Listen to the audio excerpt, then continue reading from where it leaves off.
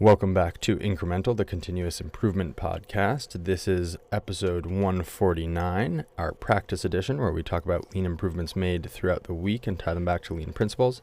I'm Uriel Eisen of Austere Manufacturing and ARDA. And I'm Devin Bedoni of Like and Precision. And our quote today, "The biggest room in the world is the room for improvement," from Helmut Schmidt. Excellent. Very smug. So smug. Yes, I'm sure everyone loved him for that one. That's very funny. Definitely feel that. It's true. A mutual friend of ours walked into my shop recently and was like, "Never meet your heroes." And I was definitely, a reminder of, I think I've been feeling too busy to make improvements. Or I should say to make just the simple, let's clean this up improvements instead of let's design new jigs. Right.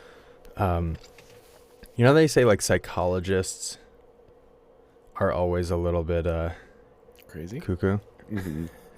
It's like they sought out understanding the psyche. I Yeah. feel that way about lean. It's like Right. most people I just don't have a problem with the stuff.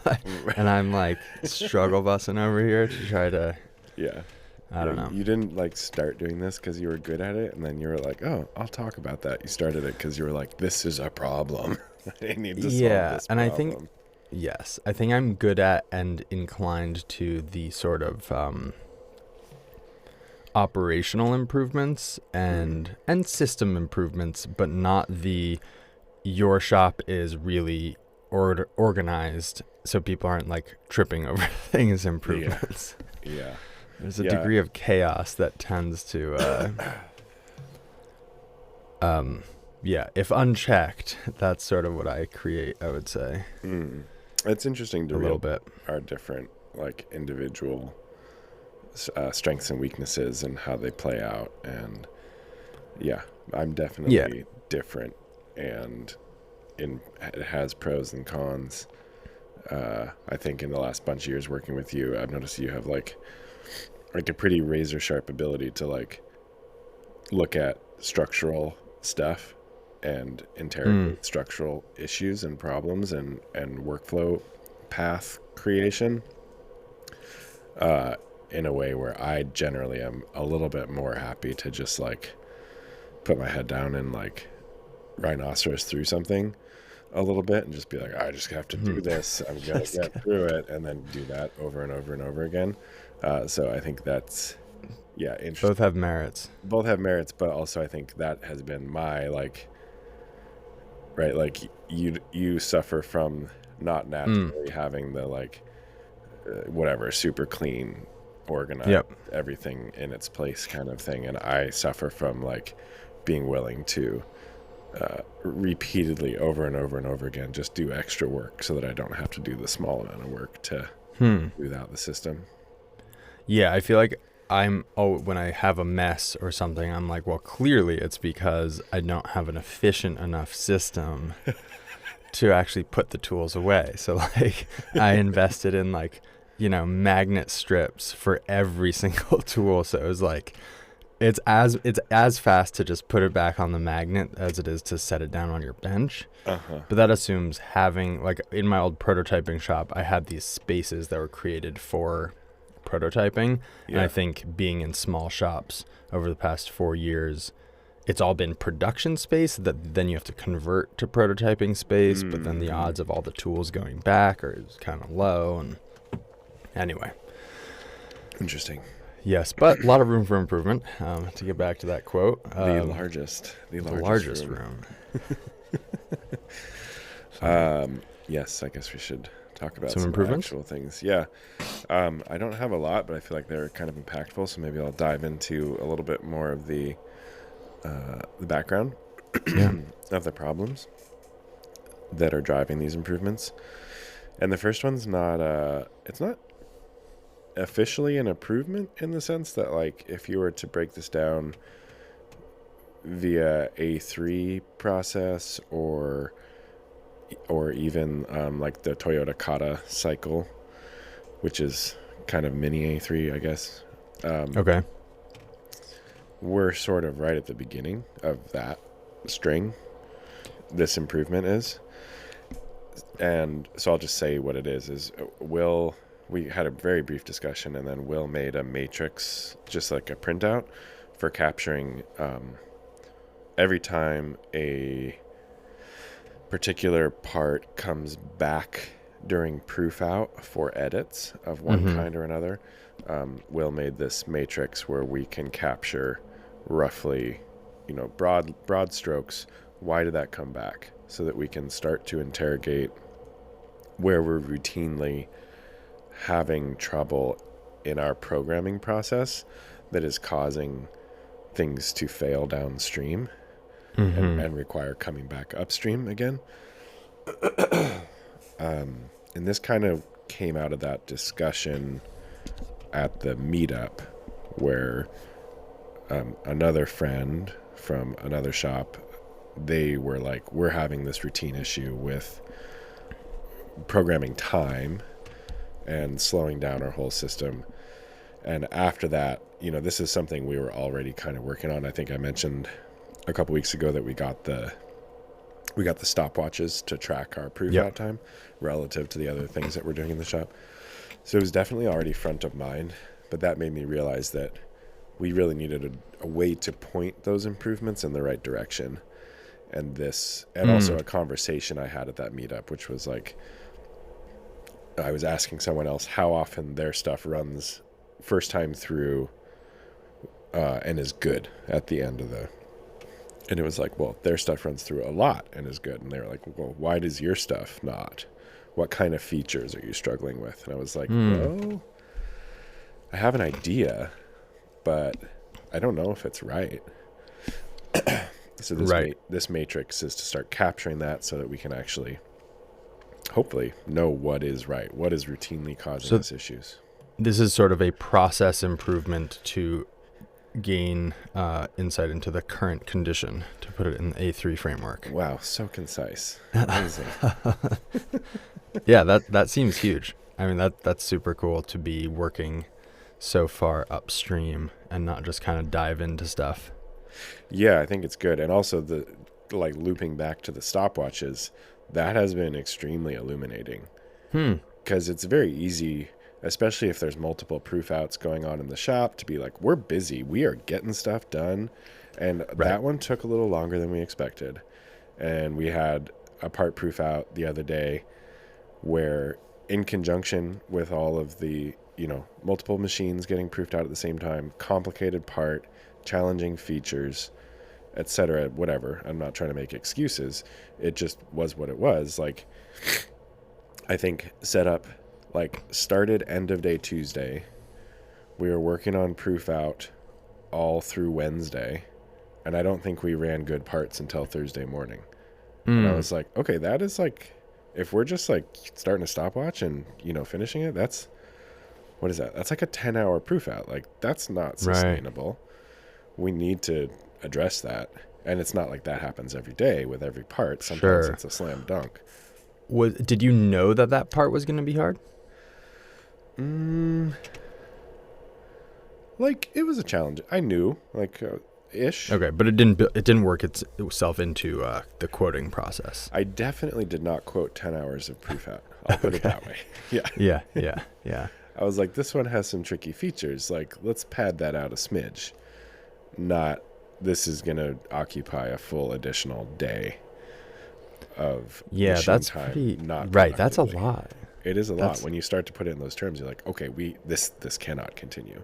Right, and if you're quoting that as runtime, that's whatever, $1,000 of runtime, or along those lines, yeah, or whatever the rate may be. Yeah, that's interesting. I think that's a great example of classifying things as sort of mentally classifying things as accidental or one-off. Yeah. Right? And you're like, oh, yeah, but this had that reason and that reason. And it's like, yeah, but if you just zoom out a little and you ask what is the average setup time and then what are sort of the extremes, Yeah. it's no longer it's a pattern, right? It's right. Totally. Yeah, it's accidental for different reasons every time, resulting in approximately the same thing. That's cool. But that's a really cool improvement.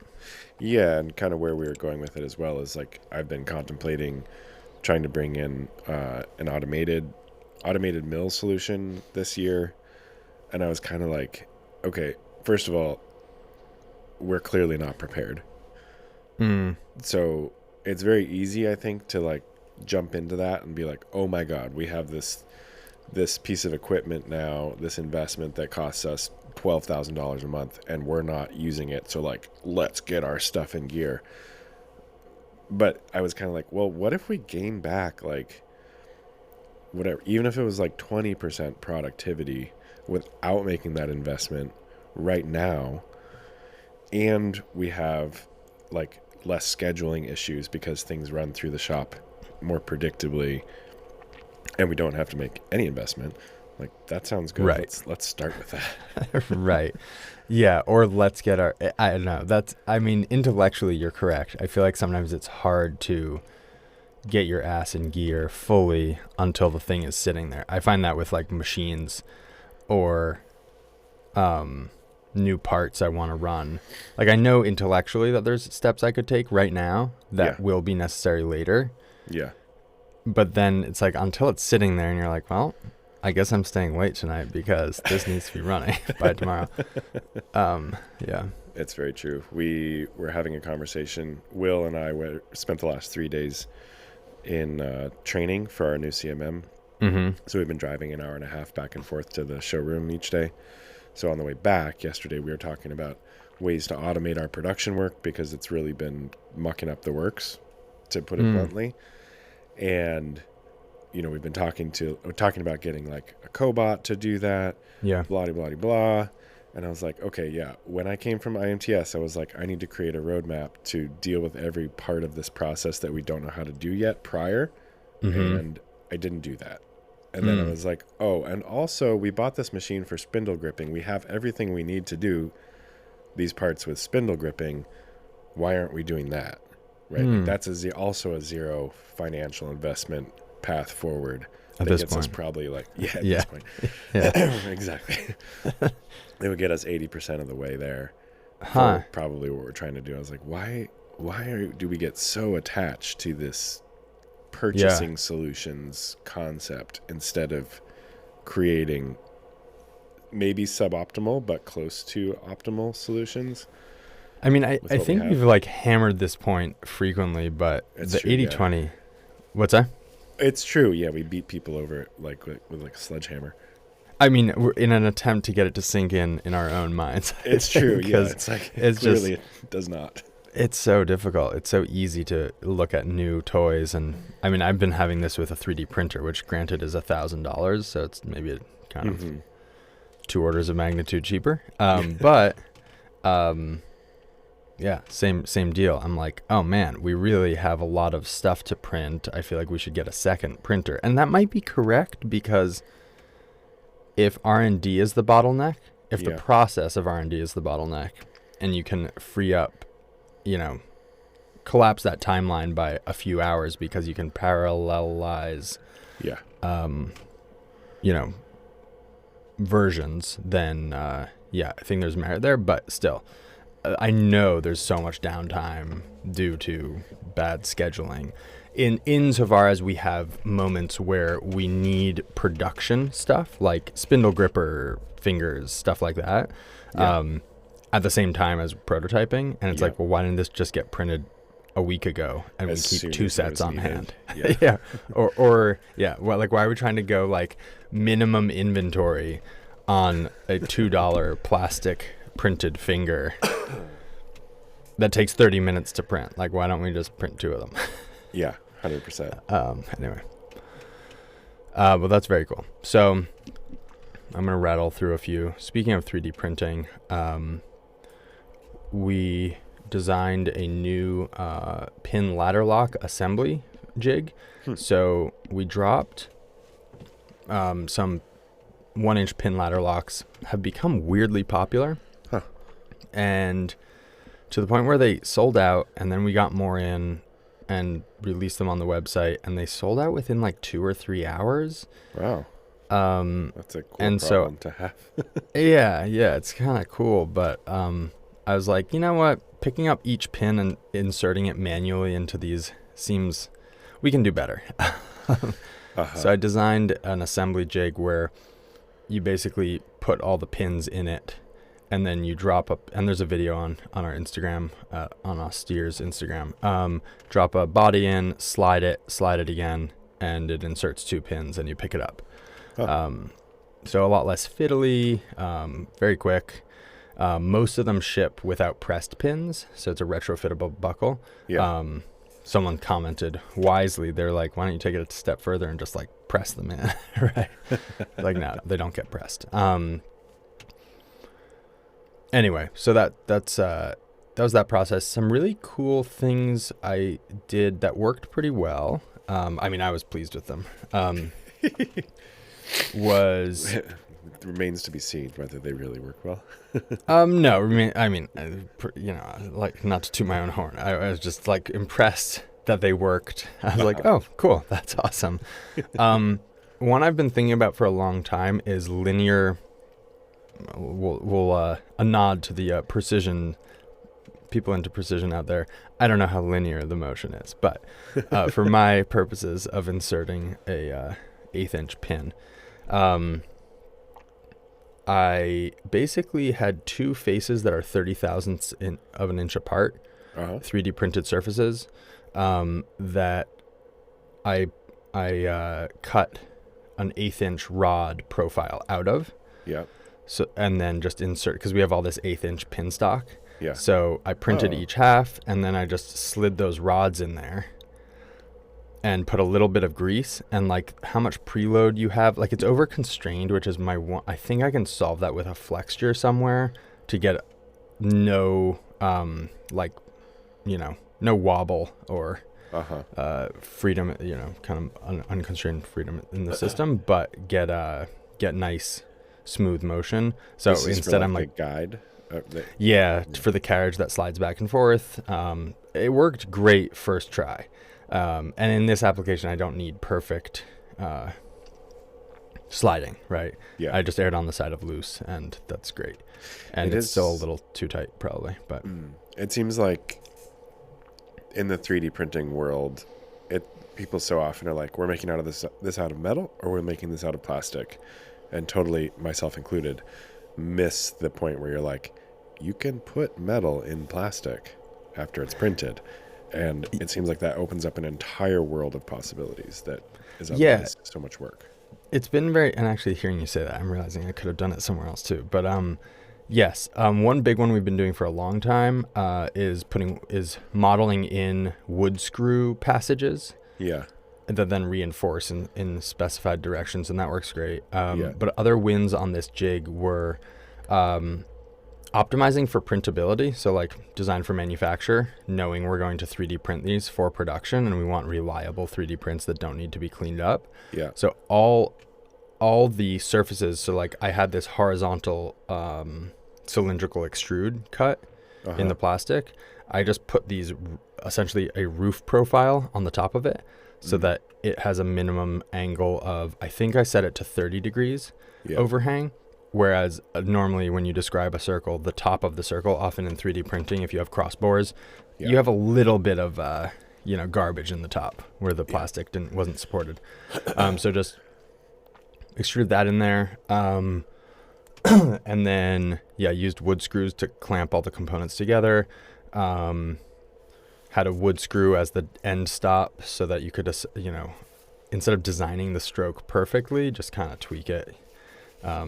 As Shigeo Shingo says, adjust, don't set. No, that would be the setting screw to adjust the jig, and then it stays there. But gotcha. Print it off. Have you messed around with like threaded inserts that you melt in at all? I haven't, but I should. In doing these wood screw, like I've been doing a lot of flexure clamps lately in 3D prints of like things that have to grab onto a shaft, stuff like that.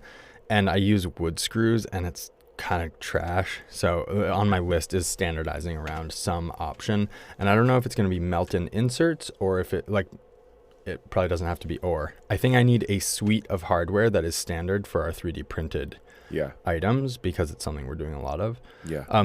One question I had for you, if you have any thoughts, we made the tooling for our press last week, which is working great. So it's this shuttle that shuttles back and forth. So you can use a toggle press to press the pins into the cam buckles. Yeah. And the issue we are having is that over repeated pressing, it is starting to deform the plastic. And so I want, on the topic of metal inserts, I was thinking about, Sam had the idea of getting a piece from Send Cut Send that just drops in with a hole cut out for the backside of the pressed pin where it presses out a little bit of like, dust or whatever comes out. And anyway, I would love a standard approach that I don't need to kind of, I was thinking like a hardened washer. Does it need to be hard? I mean, if plastic is doing fine right now, like probably just a plain old metal washer is fine. Or you can get, plain old washer is usually pretty rough, but you can get precision washers that are properly flat. That would seem like the most plug and play off the shelf item that I can imagine. Precision washer. I think they're generally called a spacer, or actually I think like if you search on McMaster, it's like a shim is what they come up under. Maybe like shim washer. Oh, there are shims. Ring shims, round shims, bearing shims. So those you can get in like known steps, thickness steps, down to quite thin if you want. And they are more properly flat. So that that was kind of interesting. Let's see what the ID is. Oh yes, this looks quite good. The other thought I had would be getting like generic set thickness. Yeah. If you get like one at a time, let me just double check this before I say crazy things. So gauge blocks don't have to be that expensive. So, and then just punch a hole in it? No, just like put two of them next to each other. So there's a gap. That's a thought. I was worried that the corner would mar. Maybe, yeah. But I guess that's an easy test. Sure, yeah. Cool. Probably wouldn't have to be gauge blocks either. That was just the first thing that came to mind that was like a known thickness that would be repeatable and reliable. Yeah, I was also kind of thinking about getting, like I have some A2 tool steel in 1/8 inch by 1 inch stock. Yeah. So I was kind of thinking I could cut that, punch a hole in it, but I've really been trying to focus on getting me out of the equation. Yeah. And I think I have decently good fabrication skills, just like broadly. And so I don't love putting things out in the shop that someone can't scan a card and repeat kind of. I don't know. I think the washers would be the way to go. It's like a very simple geometry, repeatable geometry. Yeah. Just do it over and over again. Flat washers. How flat? Anyway, cool. Yeah, that would be my thought there. Awesome. Yeah, for sure. Well, on the topic of 3D printing, I also made a new pin cutting system. As I was doing it, I was like, am I polishing a turd? We've talked a lot about this process being absurd, but lately I'm kind of like, me running it on our $100,000+ machine versus someone else running it on theirs. Like, yes, a lathe is more suitable, but it's not a lot more suitable. I don't know. Like, if I could optimize this to the point where, like, I was thinking if I make it now that I'm magazine feeding pins, I'm kind of like, what if I just stuck a magazine in the mill and the magazine would load automatically from the cutter? Anyway, it's not as good as a bar fed lathe, obviously, but having it in-house with short lead times, I don't know. I'm a little less down on it. And anyway, we need a solution now is the other part. And so catted up just a way of cutting our 2 sizes of pins with a little shim that you insert to change between them, so it's a really quick change from one to the other. It used to be kind of guess and check, where you'd cut one pin, you'd check to make sure the length was right, and then you'd sort of nudge the stop a little bit. Oh, interesting. That was kind of dumb. Yeah, I think going back to a second ago, the only issue there is like if you really were running up against constraints of like machine availability, capacity constraints. So that's the point at which you really have to consider either another tool or solution in-house or outsourcing it, right? Or For speeding sure. up your process so it's not a constraint. Yeah, or just buy another machine. It's the best. Classic. It's the best. Yeah. Cool. I'll jump into one other small one. So I have historically avoided getting too standardized with our tool organization at our machine workstations. Mm-hmm. And I'm not sure that was wise, but it did allow for flexibility. And but I'm starting to see where it's failing. So there are certain things that we go and search for. And then one thing that keeps happening routinely is the bolts that hold the jaws onto the standard vices that we use are different lengths between the hard jaws and the soft jaws. Oh. So if you pull a set of... Which ones are longer? Hard jaws. I see. So if you pull a set of hard jaws off, you either have to keep the bolts in the jaws and they just like kind of sit there all weird and are prone to fall out. And if you... Yeah, anyway, not ideal. Or you take them out and you set them somewhere. And I had at one point just had a little bin that was like, put vice jaws in here. It didn't really work. Like stuff got dumped in there. If there was a bunch of bolts, you weren't 100% sure if you were picking the right one or not. Mm-hmm. And so we were just going through bolts. I'm not sure where they were going, but like we were starting to run out of bolts. And so we were ordering more, we Kanban them. So now that we will be guaranteed that we have them, but still it was like, this is a silly problem to be solving just by buying more stuff. So we made little organizer trays that are poka-yoke for the different bolt sizes. And very cool. They're stackable so that if you end up, there's 2 at each station now, which is more than you should need. But if you end up with more at that station for some reason or another, there's a place for them to go instead of now becoming a solution plus other random stuff on the bench. Hopefully. Mm-hmm. So that was our other improvement. Let's try and standardize the parts of our at machine station workflow that are problematic right now. Yeah. And we'll see what that comes makes sense. next. Yeah. That's very cool. Well, keeping an eye on the time here, I'm just going to rattle through these. Added a new air hanger on the front of the CNC. The old one kept breaking, so I finally redesigned it. A lot of cleaning, mostly cleaning and dragging stuff out and putting it on the curb. And where the shop is, it is gone in sometimes like 2 minutes. Oh yeah, you have a great whether you want it to be gone or not. Yeah, it's gone.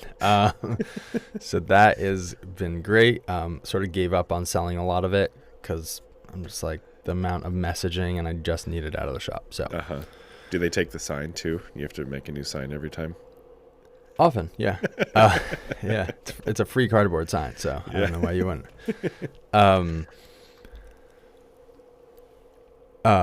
Let's see. So in Arda, we're starting to do Anno, and so we have minimums for the different processes. So like type 2 clear, type 2 black, type 2 whatever other color.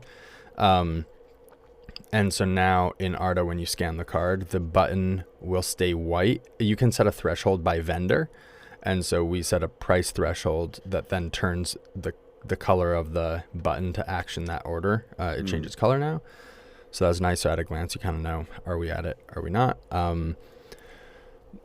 Made a new promo video on the Arda site to talk about Arda. Cool. An investor kind of pointed out that it was essentially us just like walking through the features and not like speaking to the pain points that someone might experience to desire those features. Yeah.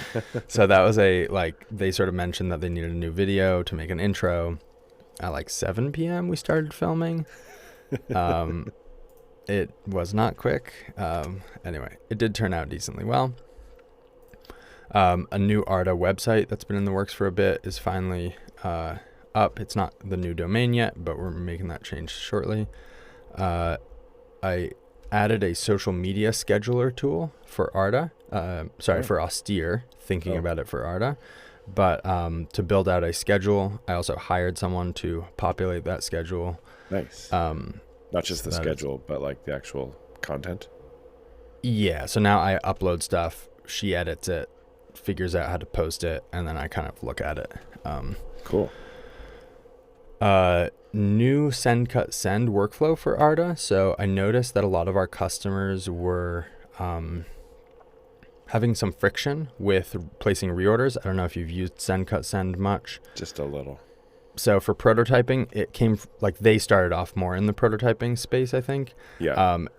And if you're doing one-off parts, you're kind of like, okay, let me order these parts. They come in, great. But if you're using them in production, which a lot of their work does, you don't have a static link to go back to. So you basically have to scroll through all your previous orders and then you click a reorder button. So I reached out to them and was like, I think you guys can improve the checkout process a bit. Jumped on a call with someone on the team over there. Super cool people. Yeah. I listened to an interview with their CEO and I was like, dang, these people got it dialed. Yeah. So I noticed he followed Austere, and so I just pinged him there and was like, hey, and he connected me with someone who was more in charge of that side of things. Turns out he's a friend of Avi's for a long time, which is hilarious. Cool. Anyway, so hopefully, but he just immediately showed me a way to do it where you can create a shared cart, and then that link will just add those items to the cart. Huh. And it's a multi-step process, but it works. So I'm going to make a video about how exactly to do that. Let's see. There's a new process Sam sort of put in place, and we've been refining for the anodized parts and how we process them and where we keep the Kanbans. Yeah. So we were sort of aggregating them, I think I mentioned, and throwing them in the box. That was really prone to error because if there were any problems, you're kind of looking in the box being like, yeah. And then you sort of have to go all the way back through and be like, okay, this card must go with those. And it looks like there's 2 cards worth in this bag. So scrapped that. Now we have a shelf for each process, or a tray for each process. And you keep each card in a bin with parts and set it on the tray. And that means it's already scanned into Arda. And then when that threshold is hit in Arda, you click the generate PO button. It makes your PO. You ship all the parts there, and you bag them in as that step. Yeah. And then those cards get aggregated onto a receiving board and bundled, so we know what went out when to approximate when it will come back in sort of a visual way. Set up more shelving. I think I need to get a lot more shelving. In an effort to be able to really get organized and know, like, oh, we have 3 caulk guns, for example, and get rid of them. And then lastly is I mentioned throwing stuff away, but I've started throwing stuff away that cost me a good amount of money. To purchase? Yeah. Initially? Yeah. Yeah. And I'm like, oh, I should keep it because I paid money for it. One really good example, I bought... I think I mentioned, but I had a very cool opportunity years back to visit Dan Gelbart. Yeah. He built a tack welder. I saw that and was like, I'm going to build a tack welder. So I designed it and I bought a transformer, and then the pandemic hit and I moved. And I've been lugging around that transformer for a while. And then 3 years ago, someone gave me a tack welder. So now I have a free tack welder and an expensive transformer. Yeah. Transformer. Ouch. Yeah, is out. I bet that was a happy find for someone on the street. Yeah, that said, what they don't know is it's an aluminum. It's mostly aluminum inside. So either the scrapper will be unhappy or the person who buys it thinking it's copper will be unhappy. Yeah. So that anyway. is funny. Those are the improvements from the week. Nice. Had some more people reach out on Instagram for the podcast. Really appreciate everyone who reaches out. Very interesting to hear what is good, what is, what we can improve. So thanks everyone for listening and for connecting and giving us more good ideas of things to read, different concepts out there. It's awesome. 100%. You can find the podcast on Instagram, speaking of, at IncrementalCI. You can find me at lichen_MFG, lichenprecision.com on the internet. We've got a Patreon. Check it out. Feel inclined, patronize. You can find me at austere_manufacturing on Instagram and austeremfg.com on the internet. And Arda is arda.cards on Instagram and arda.cards on the internet. And we will be back next week. Just as a little reminder, I will be going on paternity leave soon. We are trying to kind of stock up on some over inventory on some short little episodes, but there may be slight disruptions in the next month or so, but hopefully not. And there will be shorter episodes. Absolutely. We'll talk to you soon.